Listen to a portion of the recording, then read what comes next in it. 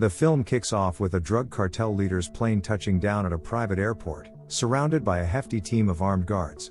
After reaching his residence, the cartel head changes into swimwear and takes a dip in his private pool. While in the pool, he realizes he's lost his watch, and goes underwater to retrieve it. Suddenly, an unidentified stranger grabs the cartel leader, keeping him submerged until he perishes. The assassin responsible, Arthur Bishop, seizes the chaos to make a careful exit from the mansion. He heads to a nearby river, plunges in, and escapes. Bishop is a top-tier hitman known for his strict code and exceptional skill in professionally eliminating targets. His meticulous nature, honed through years of experience, allows him to carry out missions with precision.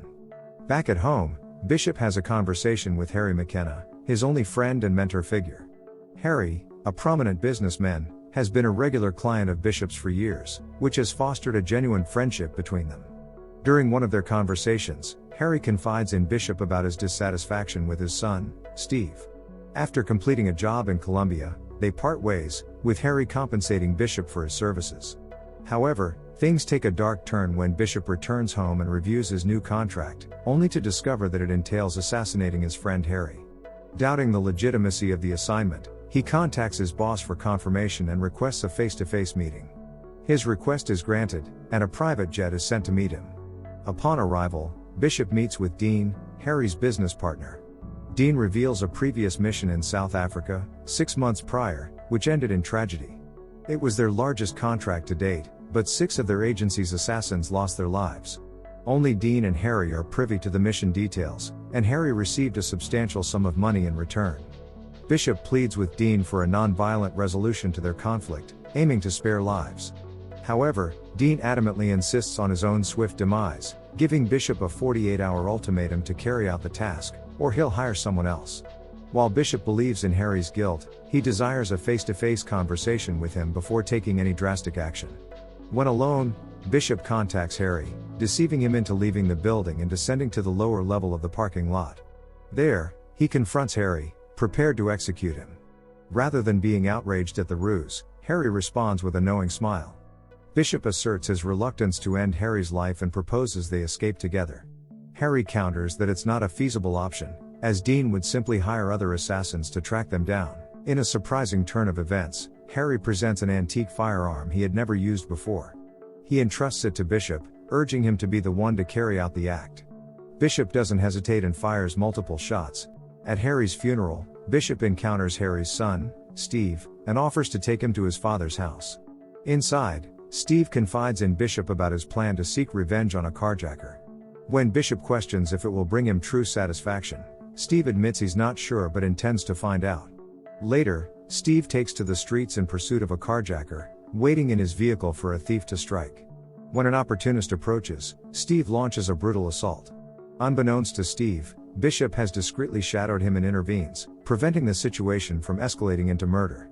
The following day, Steve tracks Bishop down and implores him to train him as an assassin. Bishop, however, denies the request and urges Steve to return home. Deep down, Bishop grapples with guilt over having taken Steve's father's life. In a risky move, Bishop shares a current contract with Steve, revealing the target to be a man Steve frequents at the coffee shop. This target is identified as an assassin named Burke, affiliated with a different agency. Steve learns that Burke has specific weaknesses, namely an affinity for young men and small dogs, such as the one they adopted together. One day, Burke approaches Steve and extends an invitation for drinks. Bishop advises Steve to spike Burke's drink heavily with Rohypnol to induce an overdose, but Steve chooses a more challenging path, disregarding this suggestion. Instead, he persuades Burke to come to his place. Later that night, as Burke undresses, Steve attempts to strangle him with a belt.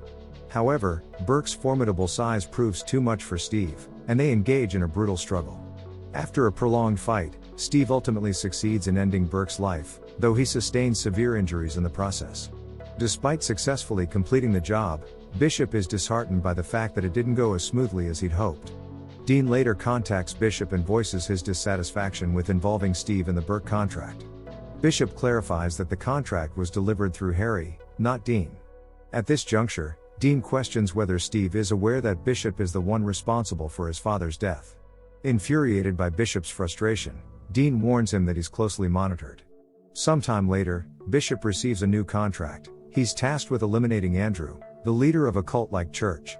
To ensure a clean execution, Steve and Bishop devise a plan to administer adrenaline to Andrew, simulating a heart attack. This way, when the paramedics arrive, they will unwittingly administer a second fatal dose of adrenaline. While exploring Andrew's hotel room, Bishop and Steve gear up for their mission. Shortly after, a doctor arrives, known for administering various drugs to Andrew. This time, Andrew requests something different. Realizing that the doctor's dose could suppress the effects of the planned adrenaline overdose, they must act swiftly and find an alternative way to eliminate him.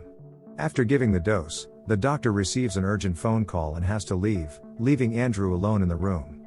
This is their opportunity to strike.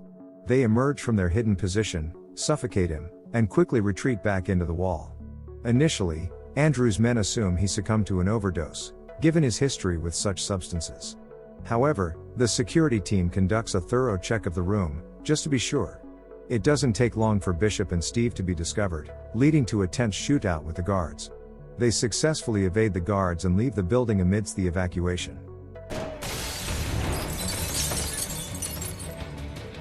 Bishop insists that they should return home separately. While at the airport, Bishop spots one of the killers he believed was dead from the South African mission. Curious, he decides to follow and uncover why this man faked his death. In the confrontation, Bishop learns a shocking truth. His boss Dean deceived him into killing Harry, and had engineered the failed South African operation to conceal his own illicit dealings. Realizing the depth of the betrayal, the other killer attempts to eliminate Bishop. They engage in a brutal struggle, but Bishop eventually emerges victorious, albeit with considerable effort. Fueled by this revelation, he sets out to set things right and seeks revenge against Dean. However, on his way home, he faces another ambush by assassins. Bishop manages to eliminate them all, then uses one of their phones to trace the mastermind behind it all. He dials a number from the phone and uncovers that Dean has orchestrated this entire operation, hiring multiple assassins to target him. Rushing back home, he contacts Steve, only to learn that Steve too has been ambushed. In a critical moment, Steve implores Bishop to return, but Bishop senses that Steve is surrounded by killers. He discreetly guides Steve to a concealed gun under the couch he's seated on. With swift action, Steve retrieves the weapon and eliminates the 3 assailants threatening him. Upon Bishop's arrival, he instructs Steve to gather materials for their next mission while he strategizes on how to confront Dean. As Steve organizes their supplies, he stumbles upon his father's gun. It's then he realizes that the man who killed his father was none other than Bishop, not a mere car thief. In the meantime, Bishop has departed and pays a visit to a man who has served Dean loyally for many years. He demands to know Dean's whereabouts, but the man remains stubbornly silent, even when Bishop takes his daughter hostage. Bishop escalates the threat by implying he'll harm her, prompting the terrified man to reveal Dean's location. Bishop and Steve rendezvous and head to the disclosed address. When Dean realizes Bishop has breached the building, he gathers his security detail and flees. Unbeknownst to Dean, Bishop and Steve await him outside. As Dean emerges in his car, they open fire, causing the vehicle to flip, leaving Dean critically injured. Seizing the opportunity, they dispatch him for good. Later, while in the car, Steve questions Bishop about their next move. Bishop asserts that, given their circumstances, they must assume new identities and find a new place to call home. In due course, they opt to make a stop at a gas station. Indeed, Bishop senses that Steve has uncovered Harry's gun and brought it along. This revelation makes Bishop acutely aware of the gravity of the situation. When they reach the gas station, Steve offers to fetch anything Bishop might need. Bishop assures him he's alright, and Steve heads out to refuel. Once outside, Steve strategically positions the nozzle, allowing fuel to spill onto the ground beneath the car. He then departs, brandishes Harry's gun, and ignites the gas, triggering a catastrophic explosion at the gas station, destroying Bishop's vehicle. Steve subsequently returns to Bishop's residence, taking a moment to listen to a recording on the record player. He then proceeds to the garage, making off with Bishop's prized 1966 Jaguar E-Type coupe. While driving away, he discovers a note on the car seat, ominously foretelling his demise. Steve chuckles at the message, but shortly thereafter, the car erupts in flames, sealing his fate. At the very moment, the record player in the house concludes its tune, triggering an electrical mechanism that sets Bishop's residence ablaze. Simultaneously, a security camera at the gas station captures Bishop escaping the car just before Steve detonates it. In due course, Bishop makes his getaway in a different vehicle he had strategically placed nearby. The end. Thank you for watching. Subscribe if you'd like to see more videos like this. Turn on the notifications, and leave a like to support the channel.